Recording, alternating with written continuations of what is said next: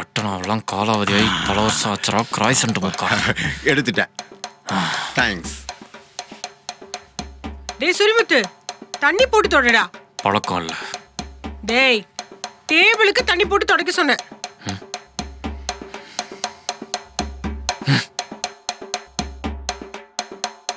டேய் சொரிமுத்து,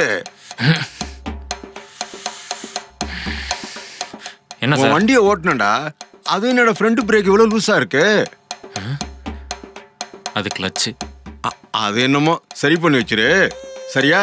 அப்படியே நம்ம வண்டியை தொடச்சு வச்சிடறா.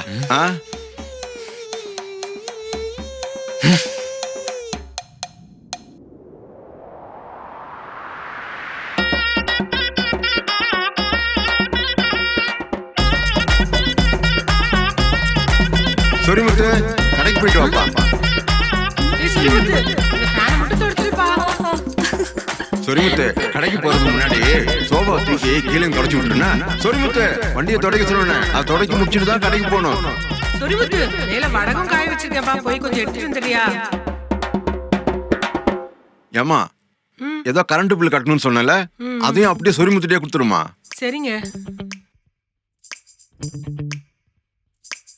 என்னடா சுரிமுத்து, ரேஷன் கடைக்கு போக சொன்னா திரும்பி வந்துட்டு இருக்க? நிறுத்துங்க மேம்.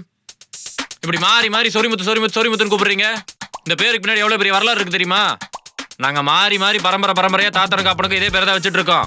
என் பூட்டனுக்கு என் முப்பாட்டன், என் முப்பாட்டனுக்கு என் பாட்டன், என் பாட்டனுக்கு என் தாத்தன், என் தாத்தனுக்கு எங்க அப்பா, எங்க அப்பா எனக்கு, நான் என் பிள்ளைக்கு இதே பேர் தான் வைப்பேன். சாமி பேரு. இருந்தாலும் வெளியூர் போய் வேலை பார்க்கறமே பயலுகெல்லாம் கிண்டல் பண்ணுவானுன்னு சொல்லிட்டு ஸ்டைலா ஜெய் அப்படின்னு வச்சுக்கிட்டேன். இப்ப நீங்க என்ன வாய் நிறைய ஆசையா சொரிமுத்துன்னு கூப்பிடுறப்போ உங்களை பாக்குறதுக்கு எங்க அப்பா ஐயங்கால மாதிரியும், உங்களை பாக்குறதுக்கு எங்க ஆத்தா ஆர்மொத்தமா மாதிரி இருக்கு. அப்புறம் எப்படி எனக்கு இது வேற இடம் மாதிரி தோணும்? என் சொந்த வீடு மாதிரி தான் தோணும். ஏன் சொந்த வீட்டுல தங்கி நான் வேலைக்கு போறதுக்கு யாரும் என்கிட்ட மாசம் 5000 ரூபாய் வாடகை கேட்க மாட்டாங்க, துணி காய போறதுக்கு 100 ரூபாய் கேட்க மாட்டாங்க, அட்வான்ஸ் வாங்கி வச்சு 6 மாசம் புடிச்சு வைக்க மாட்டாங்க. இன்ஃபேக்ட் பையன் வெளியூர் போய் வேலை பார்த்து கஷ்டப்படுறானே, கை செலவு கொஞ்சம் கூட மாட கொடுத்து வைப்போன்னு கை செலவுக்கு 5 லட்சம் 10 லட்சம் தருவாங்க. உங்களுக்கு எப்படி சார் வசதி? எப்பா இப்ப என்னதான் சொல்ல வர? அதான் சார், இப்ப நீங்க நான் மாறி மாறி சொரிமுத்துன்னு கூப்பிடுறது இந்த வீடு என்னோட வீடு மாதிரி ஃபீல் பண்ண வைக்குது. அதனால இப்ப என்ன பண்றீங்க, என்ன ஒரு 3வது ஆள் மாதிரி ட்ரீட் பண்ணுங்க. இல்லையா வாடகை கேட்காதீங்க, அட்வான்ஸ் திருப்பி கொடுங்க. ஒரு 5 லட்சம் அமௌண்ட் மட்டும் திருப்பி கொடுத்துருங்க. சாரிப்பா, என் பொண்ணோட பேச்சை கேட்டு இப்படி எல்லாம் பண்ணிட்டேன்.